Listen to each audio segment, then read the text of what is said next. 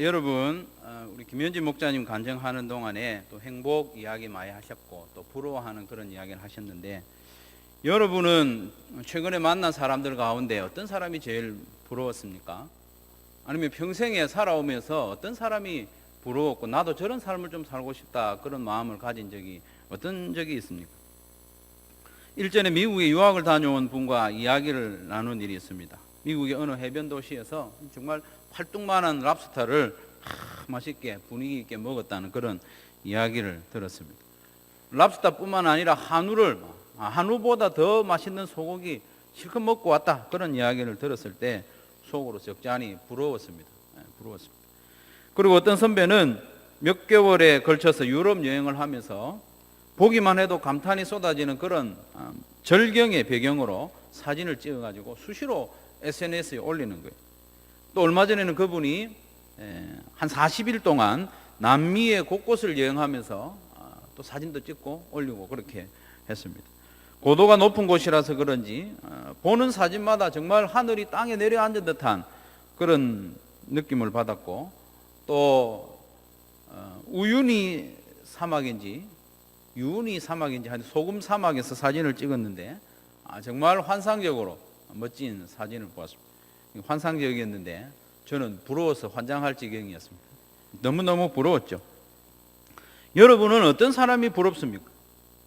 좋은 집을 가진 사람이 부러울 수도 있고, 좋은 전자제품 가진 사람이 부러울 수도 있고, 높은 학력을 가진 사람, 또 높은 자리에 앉은 사람, 또 성공한 자녀들의 이야기를 들을 때 그 사람을 부러워할 수도 있습니다. 청년들이나 학생들은 어떤 게임의 어떤 캐릭터라고 합니까? 뭐 이렇게 막 무기 같은 거 많이 가진 사람 보면 부러워하기도 하고, 또 아이돌의 그 인기받는 그런 주목받는 모습을 보면서 부러워하기도 합니다.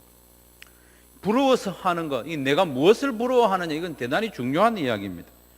우리는 부러워하는 그 방향을 향해서 살아가기 때문입니다. 거기에 도달하고 도달하지 않고는 문제가 아니라 항상 자기가 부러워하는 그 방향을 쳐다보고 있고 그 방향으로 살아갑니다. 그래서 부러움을 고상한 용어로 가치관이다 이렇게 말할 수 있습니다. 누구나 자기가 가치 있다고 생각하는 것을 볼 때에 부러워하고, 또 그것을 위해서 다른 것을 아낌없이 포기하고 시간을 쏟고 자기가 부러워하는 그 가치를 위해서 에너지를 쏟고 땀을 흘리는 그런 삶을 우리가 살고 있습니다. 이것은 누구도 부인할 수 없습니다. 여러분이 부러워하는 그 방향으로 쳐다보고 있고 한 걸음이라도 가려고 하는 것이 우리 모두의 모습입니다. 이것은 누구도 부인할 수 없습니다. 지난 수요일부터 금요일까지 있었던 부흥 사경회를 통해서 정말 내가 부러운 사람을 만났습니다. 지금까지 살아오면서 부러운 사람들이 들어 있었습니다. 그러나 이번처럼 강렬하게 부러움을 불러일으킨 사람은 없었습니다. 바로 심영춘 목사님과 천안아산 제자교회의 모습입니다. 목사가 대형교회의 담임 목사를 부러워하지 않는다면 거짓말일 겁니다. 저는 크게 부러워하지 않았지만 부러운 마음이 들어 있었습니다. 그런데 지금은 솔직히 대형교회 목사님보다 심영춘 목사님이 더 부럽습니다. 대형교회보다 천안아산 제자교회가 더 부럽습니다. 저에게 누군가 이렇게 물으면 당신 분당에서 요즘 뜨는 그 유명한 목사님하고 식사 한번 할래? 심영춘 목사님하고 식사 한번 할래? 물으면 제가 누구하고 식사하겠습니까? 저보고 누가 그렇게 물어보지도 않겠지만 당신 서울의 대형교회에서 목회하고 싶냐? 안 그러면 천안아산 제자교회 같은 그런 교회에서 목회하고 싶냐 물으면 제가 무슨 대답하겠습니까? 네. 정말 그렇습니다. 정말 그렇습니다. 진심입니다. 왜 그렇습니까? 하나님이 정말 기뻐하시고 춤추시는 그런 교회라고 믿기 때문입니다. 불신 영혼을 구원하기 위해서 애쓰고 성도들을 제대로 세우고자 제자로 양육하는 그런 일에 집중하고 있기 때문에 그 교회가 부럽고 그 목사님의 목회가 부러운 것입니다. 에베소서 4장 12절 말씀에 보면 그리스도의 몸을 세우는 것을 성도로 하여금 하도록 시켜라 그래 말씀했습니다. 말씀 맡은 자들이 성도들을 준비시키고 온전하게 해서 봉사의 일을 하게 하며, 여기서 봉사의 일을 하게 한다는 것은 청소하는 그 정도가 아닙니다. 미니스트리를 말해요. 목회를 하도록 하게 하며, 성도로 하여금 목회를 하게 하며, 그 성도로 하여금 그리스도의 몸 교회를 세우게 하라, 그렇게 명령했습니다. 그런데 가정교회는 그렇게 하려고 몸부림치는 교회이기 때문에 가정교회가 부러운 겁니다. 대부분의 교회들은, 교회에서 중요한 일들은 영혼을 섬기고 세우는 일은 목사에게 집중되고 있습니다. 목사님들도 그것을 당연하게 생각하고 성도들도 그걸 당연하게 여깁니다. 하지만 가정교회는 평신도를 목자로 세워서 목원들을 돌아보고 섬기고 신방하고 기도하게 합니다. 이번에 간증을 한 박은수 목자, 양건의 목녀, 박석신 목자와 같은 분들은 그야말로 평신도 목회자로서 영혼 구원하여 제자 삼는 일을 얼마나 잘 감당하고 있는지 모릅니다. 그렇게도 애먹이는 목원에게 당신 이제 목장 오지 마, 이렇게 말을 하고 돌아서서 차를 타고 갔습니다.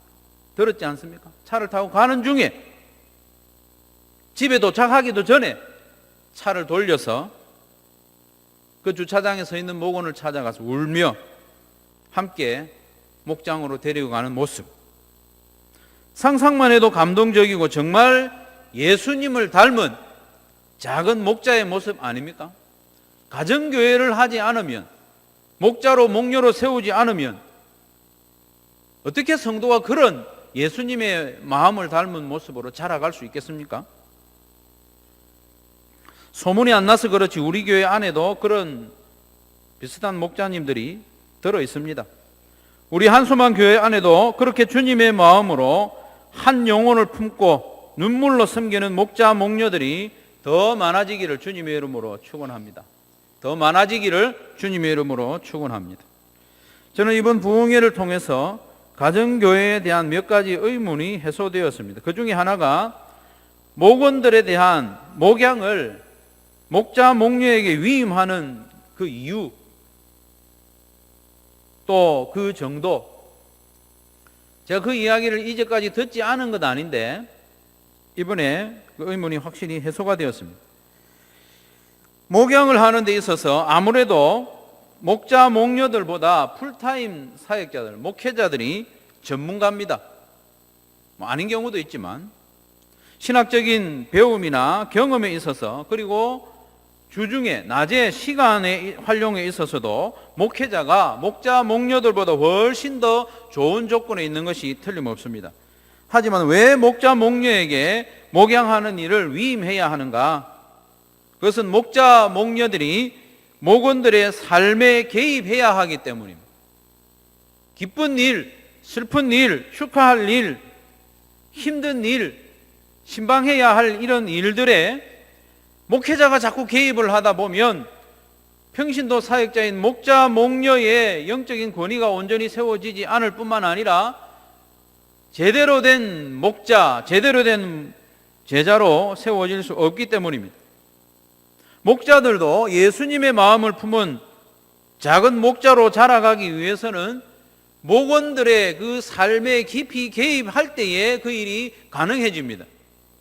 그래서 저도 앞으로 돌예배나 이사 신방이나 병원 신방이나 결석자 신방이나 이런 목양적인 사역을 목자 목녀님들이 주도적으로 하도록 하겠습니다. 지금까지 그렇게 하려고 했지만 많이 부족했습니다. 앞으로 더 그렇게 하도록 하겠습니다.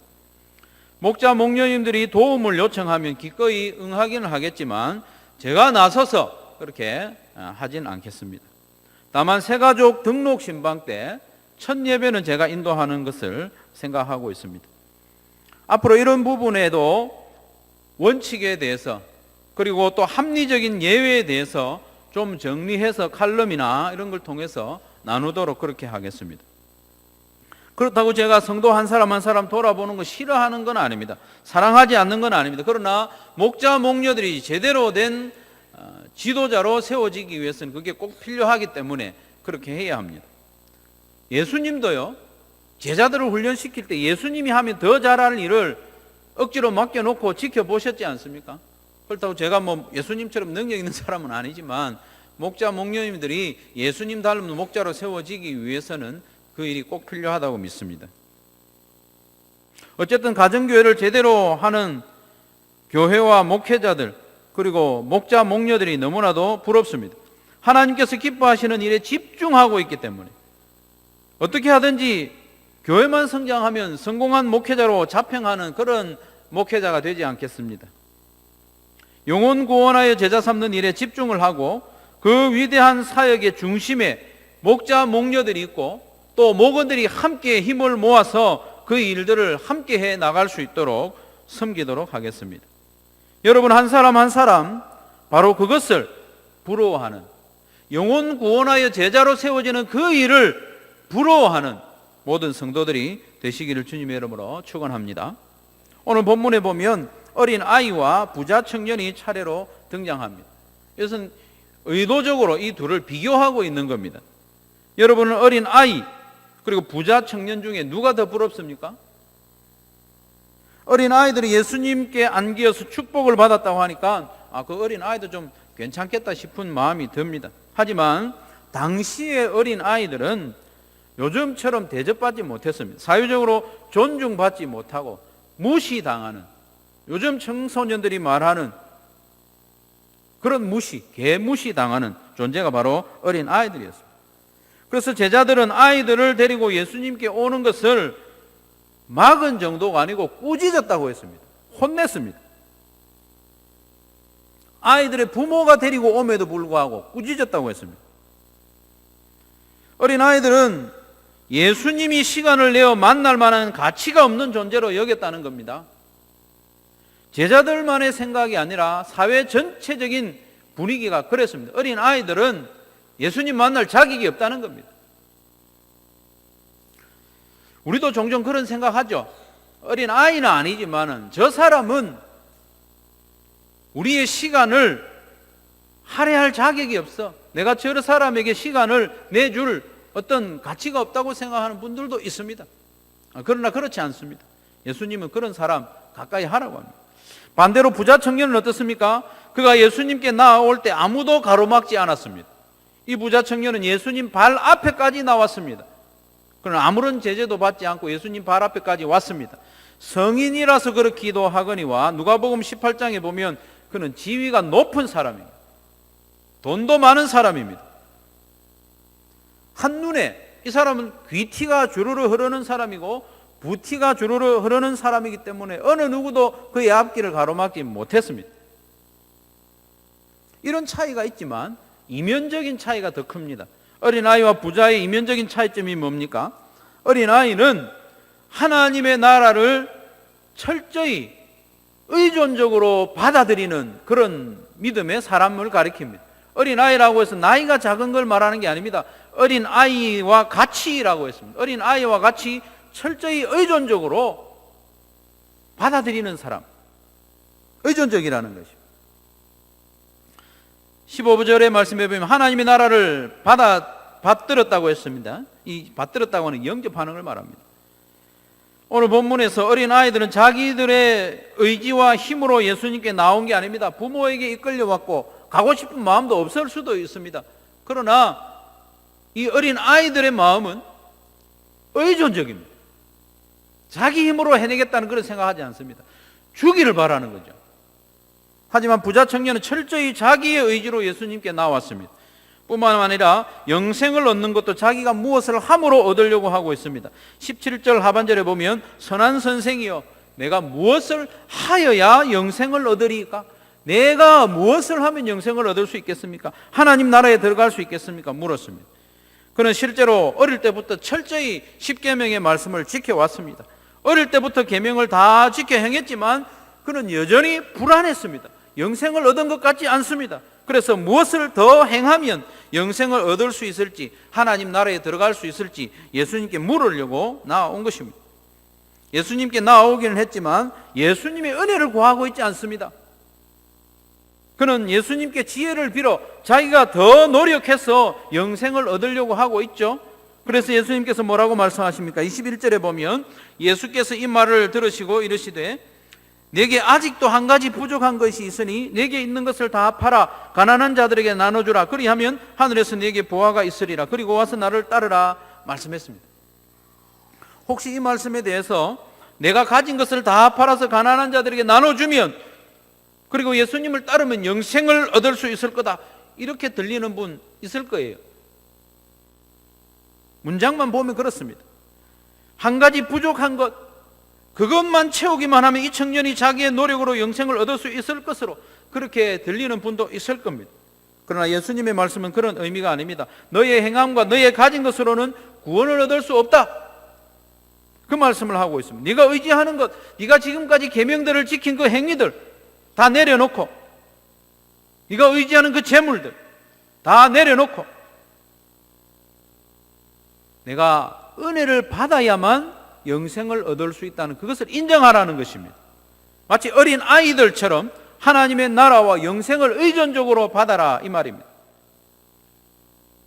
하나님의 나라에 대해서 순전한 마음으로, 철저히 의존적인 마음으로, 가난한 심령으로 자기의 무엇을 의지하지 않고 주시기만 바라는 그런 어린아이와 같은 마음. 어린아이들은 부모가 주기를 바랍니다. 자기가 자격으로 얻으려고 하지 않습니다. 그런데 부자 청년은 철저히 자기 힘으로 영생을 얻어내려고 했습니다. 자신의 가진 것으로, 자기의 행함으로, 심지어 가진 것을 다 나누어 주고 구제하는 그 말씀마저도 영생을 얻기 위한 자기의 어떤 행함으로 이해했던 것입니다. 그래서 근심하며 돌아갔습니다. 성도 여러분, 하나님의 나라, 영생은 어린아이와 같은 순전한 믿음, 철저히 의존적인 믿음으로만 얻는 줄 여러분 믿으시기를 간절히 바랍니다. 우리 한 가지 더 생각할 것이 있는데, 하나님의 나라와 영생을 얻는 것도 어린아이와 같은 그런 순전한 믿음으로 얻지만, 하나님의 나라의 행복을 누리는 것도 그와 같습니다. 오늘 이야기하고 싶은 건 그겁니다. 오늘 본문에서는 믿음으로 얻는 구원에 대해서 강조를 하지만, 우리는 오늘 한 걸음 더 나아가서 하나님 나라의 행복을 어떻게 우리가 누릴 수 있는가, 그것 또한 어린아이와 같은 의존적인 믿음, 하나님 나라에 대한 가치에 대해서 순수하게 받아들이는 것, 그것으로부터 출발합니다. 하나님의 나라의 가치를 어린아이와 같이 받아들여야만 이 땅에서도 행복한 신앙생활을 우리가 할 수 있습니다. 어린아이처럼 받아들이면 예수님께서 안아주시고 안수하시고 축복해 주십니다. 하나님의 나라와 그 가치는 내 힘으로 얻어내는 것이 아니지만 주실 때 우리가 받고 행복할 수 있습니다. 하나님 나라의 백성이 된 이후에도 하나님 나라의 행복을 누리지 못하며 신앙생활하는 성도들이 생각보다 많습니다. 누군가 갑자기 여러분에게 당신 행복한 신앙생활 하고 있습니까? 물으면 선뜻 대답하지 못하는 것이 우리의 형편입니다. 왜 그렇습니까? 우리가 하나님의 나라의 가치에 대해서 붙잡고 있지 않기 때문에, 우리가 다른 것을 부러워하기 때문에 행복한 신앙생활을 하고 있다고 고백하지 못하는 것입니다. 하나님 나라의 가치를 부러워하면 우리는 신앙생활을 행복하게 할 수 있습니다. 그런데 우리는 나름대로 다른 것을 부러워하기 때문에 하나님의 자녀가 된 이후에도 하나님 나라의 기쁨과 행복을 누리지 못하고 억지로 그렇게 신앙생활을 하는 것입니다. 부자 청년의 모습이 그랬습니다. 부자 청년은 이렇게 묻고 저렇게 따지다가 결국 자기의 재물과 생각을 내려놓지 못했습니다. 그래서 돌아섰습니다. 그렇게 돌아선 청년은 행복하지 않았습니다. 물론 이 청년은 믿지 않았기 때문에 영생조차 얻지 못했지만, 이 청년과 같이 신앙생활을 하면 행복을 우리가 누리지 못합니다. 22절 말씀에 보면 그 사람은 재물이 많은 고로 이 말씀으로 인하여 슬픈 기색을 띠고 근심하며 가니라고 했습니다. 슬픈 기색을 띠고 근심하며 갔다고 했습니다. 이 부자 청년은 많은 재물을 그대로 가지고 있습니다. 높은 관직을 그대로 가지고 있습니다. 그러나 행복하지 못합니다. 이 땅의 가치로서는 부요했지만 하나님 나라의 가치에서는 너무나도 가난했기 때문에 행복하지 못했습니다. 그런데도 놀랍게도 많은 성도들이 이 부자 청년의 뒤를 따르면서 신앙생활을 합니다. 앞에 가는 사람의 얼굴에 슬픈 기색이 가득하고 근심하며 가고 있음에도 불구하고 그를 꾸역꾸역 따라갑니다. 재물이 많은 사람이 행복하지 못합니다. 높은 자리에 있음에도 행복하지 못합니다. 슬픈 기색을 하고 근심하며 가고 있는데 우리는 그 사람을 부러워하면서 꾸역꾸역 따라갑니다. 나도 더 많은 재물이 있으면 좋겠다. 나도 더 높은 자리에 올랐으면 좋겠다. 나도 더 성공하면 좋겠다. 그런 생각을 가지고 불행한 그 사람을 따라가고 있으니 우리가 어떻게 행복한 신앙생활을 할 수 있겠습니까? 저는 컨퍼런스 때마다 가정교회를 하는 목사님들을 많이 만납니다. 공통점이 있습니다. 하나같이 순수하다는 겁니다. 하나같이 겸손합니다. 하나같이 잘 순종합니다. 하나같이 잘 받아들여요. 말씀을 가지고 이야기하면 잘 받아들입니다. 잘 받아들이지 않는 사람은 행복하지 못합니다, 여러분. 이렇게 저렇게 따지고 미적미적 하는 사람은 행복한 신앙생활 하지 못합니다. 800명이 넘는 목회자들이 모였는데 잘난 척 하는 분 찾아보기 힘듭니다. 가끔 있어요. 가정교회를 통해서 교회를 성장시키고자 하는 사람은 잘난 척 합니다. 무엇보다도 가정교회를 제대로 하는 분들은 섬기는 교회의 사이즈에 관계없이 모두가 행복한 신앙생활을 합니다. 영혼 구원하여 제자 삼는 것이 하나님의 소원이고 하나님 나라에서 가치 있는 일이라는 것을 순수하게 받아들였기 때문에 행복해하고 작은 교회를 목회하는 목사님들을 부러워합니다. 심영춘 목사님 목회하는 교회에 300명 정도 신앙생활합니다. 그러나 대형교회 목사님들이 부러워합니다. 왜 그렇습니까? 교회다운 교회, 하나님이 기뻐하시는 교회, 영혼 구원하여 제자 삼는 그 일에 집중하고 열매가 있기 때문에 다들 부러워합니다. 이 사람들은 다른 것을 부러워하지 않습니다. 교회 사이즈 부러워하지 않습니다.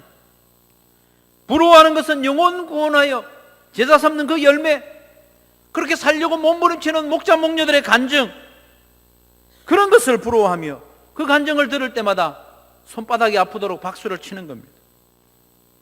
그러면서 먼저 시작한 분들은 후배들에게 최선을 다해서 안내하고 가르쳐 줍니다. 심영춘 목사님도 그런 분입니다. 집회를 할 때 혹시 오버하는 것처럼 받아들이는 분도 있을 거예요. 쇼하는 것처럼 받아들이는 분도 있을 거예요. 그러나 그렇지 않습니다. 제가 낮에 교제를 해보니까 그래요. 본심이에요, 본심. 전해주고 싶은 거예요. 지금까지 경험한 것들을 제공하고 싶은 거예요. 제가 궁금한 것을 물어보면 말해줍니다. 자료를 찾아서 전달해줍니다. 제자교회에 쌓아놓은 그 많은 매뉴얼을 얼마든지 제공하겠다는 겁니다.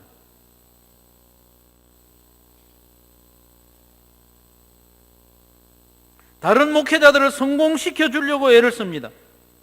컨퍼런스에 3공부를 가르치려고 오는 강사들도 회비를 내고 와요. 강사비 안 받습니다. 그런 분들이 가정교회를 하는 분들입니다.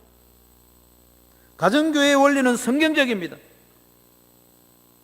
솔직히 저도 얼마 전까지 목장이 교회라는 말에 전적으로 동의하지는 못했습니다. 정말 좋은 건 한데, 좋은 거긴 한데, 왜냐하면 신학교에서 배우기를 교회는 3가지 표징이 있어야 한다.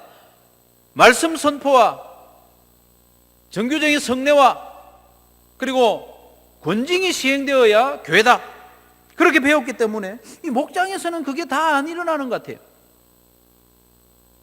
하지만 지금은 가정교회 성경적으로 맞다고 믿습니다. 3가지 표징이 있어야 한다는 말도 맞지만 성경이 더 맞기 때문입니다. 신약교회는 가정교회들이 모여서 연합한 교회를 이루었습니다. 로마서 16장을 비롯한 성경의 여러 곳에 보면 가정에서 모인 공동체를 교회라고 부르고 있습니다. 특히 사도행전 2장 43절부터 47절까지 말씀해 보면 예루살렘 교회는 성전에서 한꺼번에 모이기도 했지만 집집마다 모였다고 했습니다. 집집마다 돌아가며 떡을 떼며 음식을 나누었다고 했습니다. 46절 말씀을 새번역 성경으로 읽어보면 같이 한번 읽을까요?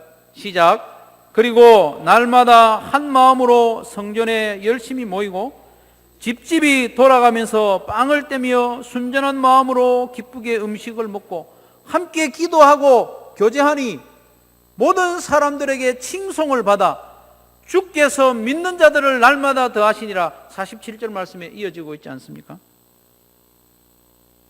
여기에는 우리가 목장이라고 부르는 이 가정에서 모이는 교회와 연합으로 함께 모이는 교회를 한꺼번에 이야기하면서 이 조화로 예루살렘 교회가 이루어졌음을 분명히 말하고 있지 않습니까? 가정에서 모이는 공동체도 교회입니다, 여러분. 그 교회가 힘이 있어야 연합으로 모이는 교회가 힘을 얻습니다. 이게 성경적인 교회입니다.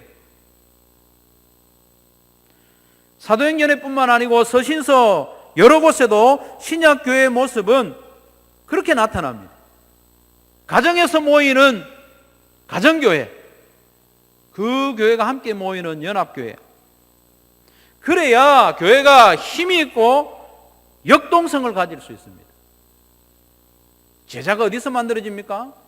연합으로 모인 데서는 만들어지기가 대단히 힘이 듭니다. 가정에서 모이고 목장으로 모여야 부대끼고 울고 아파하고 그렇게 해야 목자가 만들어집니다. 그렇게 해야 제자가 만들어집니다. 그렇기 때문에 목자 목녀의 목양이 중요한 거죠. 그러니 이제 저와 모든 성도들이 함께 하나님의 소원을 이루어드리는 이 가정교회의 가치를 어린아이와 같이 받아들이시기를 바랍니다. 고민은 제가 충분히 했어요. 여러분 받아들이면 됩니다.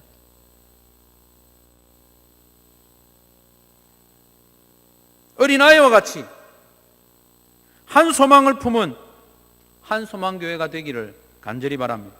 그래서 이제 좌고우면하지 않고 하나님의 소원인 영혼 구원하여 제자 삼는 사역에 집중하여 나갑시다. 그 일을 위해서 좀 덜 필요한 것이라면 서로 이야기해서 좀 줄이고 집중해 나가야 합니다. 그 일을 위해서 우리의 헌신이 좀 더 필요하다면 힘들어도 헌신하는 저와 여러분 되기를 바랍니다. 천안아산 제자교회의 목자 목녀님들의 간증을 들으면서 박수는 쳤지만 저거 정말 어려운 일이다 그렇게 다 느꼈죠. 하지만 그 헌신의 굽이마다 탐스럽게 열린 영혼 구원과 제자 양성의 열마가 얼마나 부러웠습니까, 여러분? 칼럼에도 썼습니다마는 듣고 행복한, 듣고 부러워하는 자리에 머물러 있지 않기를 바랍니다. 객석에 앉아가지고 앞에서 열심히 연극하는 배우들 보면서 와, 잘하네, 대단하네, 저 긴 대사를 어떻게 외웠지? 박수치고 앉아있지 맙시다. 우리도 이제 무대로 나아가서 사역 현장으로 나아가서 실행하여 하나님의 나라의 행복을 경험하는 성도들이 되시길 바랍니다. 실행해야 경험합니다. 듣고 앉아있으면 여전히 부러워하고 앉아있습니다. 듣고 앉아있으면 편합니다. 그러나 일어나서 실행해야 합니다.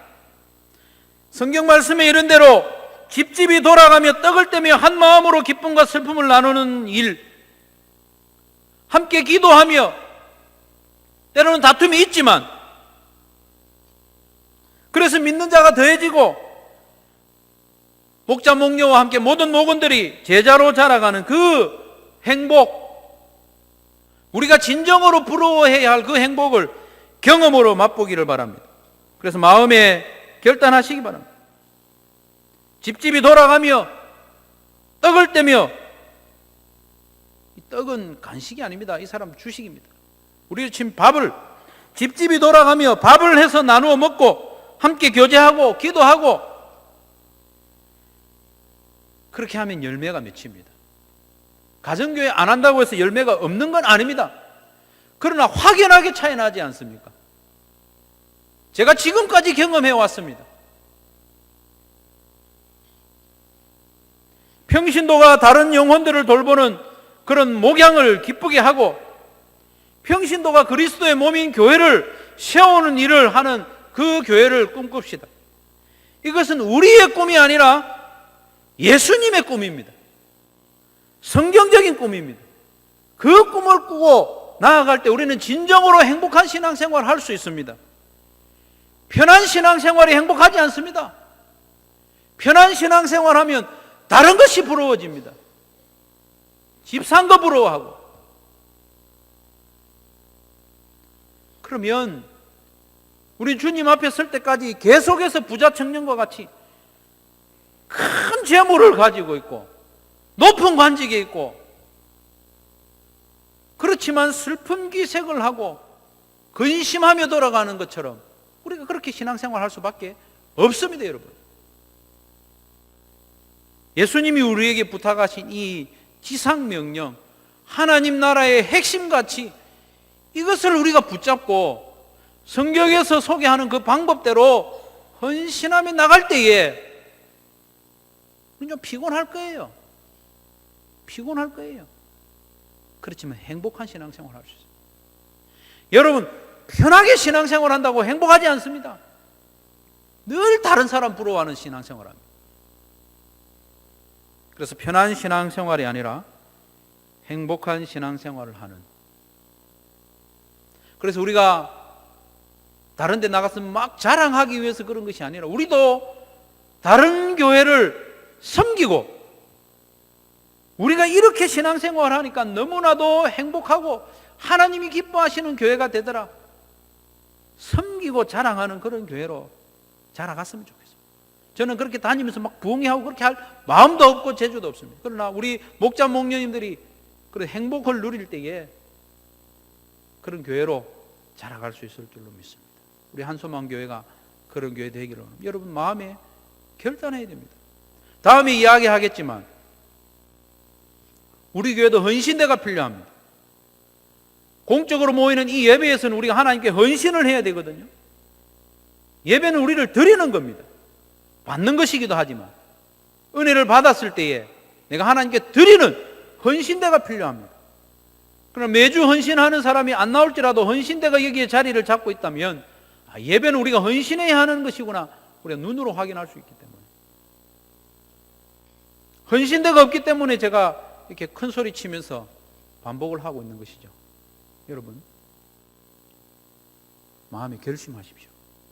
편한 신앙생활을 하지 않겠다. 행복한 신앙생활을 하겠다. 그걸 위해서 어린 아이처럼 순수하게 받아들이고 한번 해보는 거예요. 그렇게 되기를 주님의 이름으로 축원합니다.